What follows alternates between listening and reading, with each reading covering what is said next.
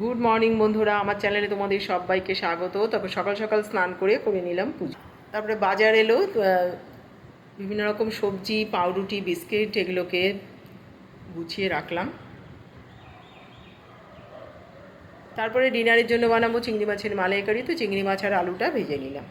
তারপর লাঞ্চ করলাম নিম বেগুন, টকের ডাল, পাঁপড় ভাজা আর ছিল আলু ভাতে। একদম সিম্পল লাঞ্চ।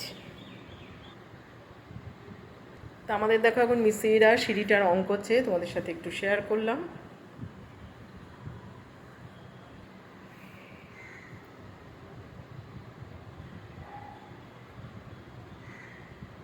তারপর মিস্ত্রিদের করে দিলাম চা, লিকার টি আর বিস্কিট। তারপর বিকেলবেলা আমরা বেরিয়েছিলাম, তো কাজ সেরে তারপরে চলে গেলাম এগরোলের দোকানে। তারপরে আমরা বাড়ি ফিরে এলাম, আসার সময় নিয়ে এলাম সিঙাড়া। চায়ের সাথে খেলাম গরম গরম সিঙাড়া।